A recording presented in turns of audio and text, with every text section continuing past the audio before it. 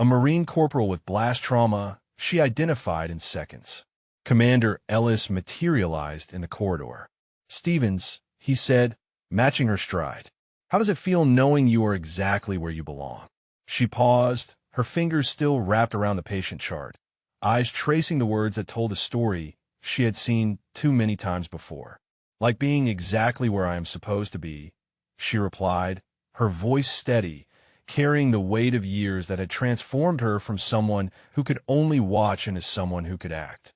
Ellis nodded, a flicker of understanding crossing his weathered features. "Any regrets about leaving nursing behind?" he asked as they continued down the hallway, fluorescent lights casting long shadows across the polished floor.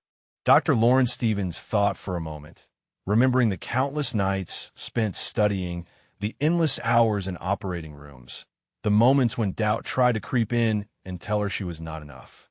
"Nursing taught me compassion," she said finally. "I will be a better surgeon because I was a nurse." The words carried conviction born from experience, from understanding both sides of the medical hierarchy, from knowing what it meant to care for patients in ways that went beyond technical expertise. Commander Ellis smiled slightly, a knowing expression that suggested he had heard similar sentiments before but recognized something deeper in her delivery. She smiled grimly, her expression hardening with memories that still carried sharp edges despite the passage of time. "The people who try to break me," she continued, her voice dropping into something more intimate and raw, "they created something they never expected." Ellis remained silent, allowing the weight of her statement to settle between them, understanding that some truths required space to breathe. "A surgeon who is not just skilled," Dr. Lawrence Stevens said, her jaw tightening with the recollection of every dismissal, every obstacle, every moment someone told her she did not belong, but angry enough to fight back. The corridor stretched ahead of them. She smiled grimly, the expression carrying layers of meaning that only those who had walked through fire could truly understand. "The people who try to break me," she said, her voice dropping to something more intimate, more raw, "they created something they never expected." Ellis tilted his head slightly, waiting for her to continue, sensing that this moment held significance beyond casual conversation. "A surgeon who is not just skilled," she continued, her jaw tightening with the memory of every obstacle, every dismissal, every moment someone told her she did not belong, but angry enough to fight back. The words hung in the air between them, a confession and a declaration all at once. They reached the operating room doors, and Ellis stopped, turning to face her fully. "Stevens," he said, his tone shifting to something more formal, yet deeply respectful. "When I said they did not know who you were, I was not just talking about doctor." She met his gaze, understanding flooding through her. "I know," she said quietly. "I was talking about me too, but I know who I am now." She looked through the window at the life she was about to save, at the Marine corporal whose injuries told a story written in shrapnel and fire, whose survival would depend entirely on the choices she made in the next few hours. This place, this moment, this was no longer a source of pain, but a place of purpose. Everything that had tried to destroy her had instead rebuilt her into something stronger, something unbreakable. The operating room waited beyond those doors, sterile and bright, filled with instruments that had once felt foreign in her hands, but now moved like extensions of her will. She thought about the journey that had brought her here, the nights when giving up seemed easier than continuing, the mornings when she forced herself to rise and try again despite every voice telling her she would fail. Those voices had been wrong. They had underestimated what trauma could forge when channeled into determination rather than defeat. "Scalpel," Dr. Lawrence Stevens said, her voice steady, confident, and finally home. The surgical team moved with precision around her, each person knowing their role, trusting in her leadership without question. This was the culmination of everything she had fought for, every sacrifice she had made, every moment of doubt she had conquered. The scalpel felt natural in her hand, an instrument of healing rather than harm, a tool that represented power reclaimed rather than power denied.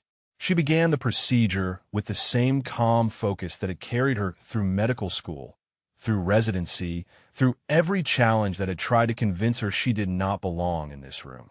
But she did belong here.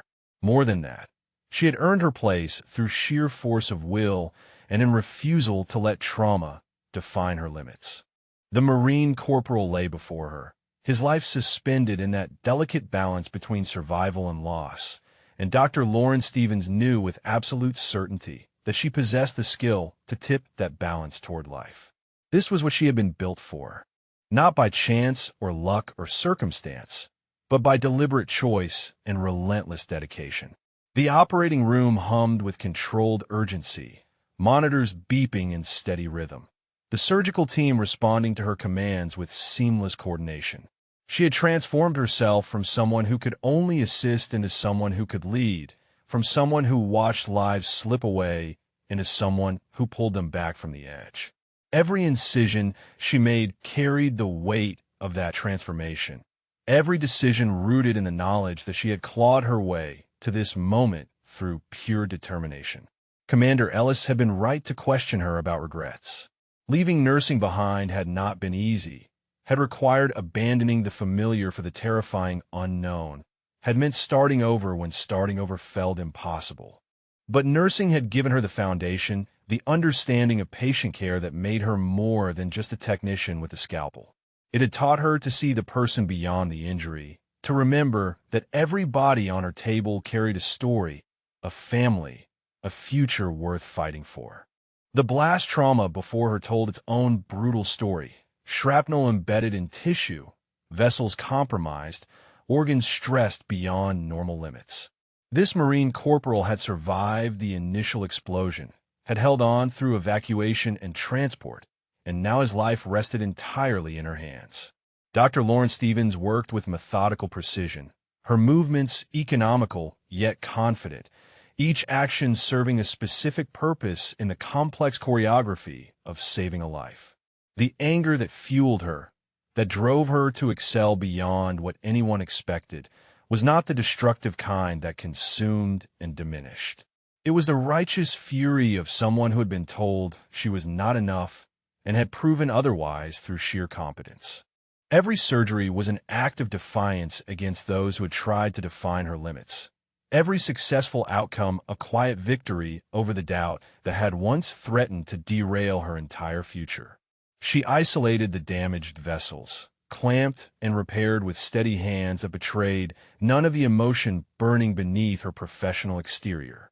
The people who tried to break her had no idea what they had actually created. They had assumed that crushing her spirit would make her disappear, would convince her to accept limitations and stay in her assigned place. Instead, they had ignited something far more dangerous to their comfortable assumptions, a determination so fierce that failure became impossible because giving up would mean they had been right. She refused to give them that satisfaction. Every obstacle they placed in her path had become a stepping stone rather than a barrier, every dismissive comment fuel rather than discouragement. The operating room was her domain now, earned through countless hours of study and practice, through failing and learning and trying again until excellence became habit.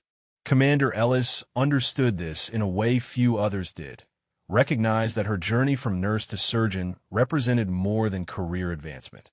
It represented reclamation of power, transformation of trauma into strength, the refusal to let circumstances dictate destiny.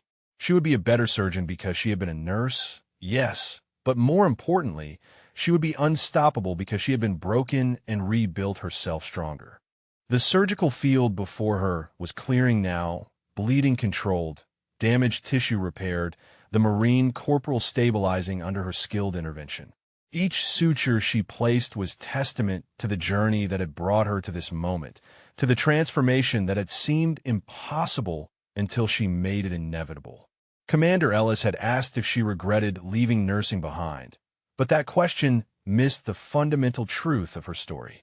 She had not left nursing behind so much as she had built upon it, used it as foundation rather than ceiling, refused to accept that her starting point had to be her ending point. The compassion nursing taught her lived in every decision she made in the operating room, in the way she treated each patient as a whole person rather than just a collection of injuries.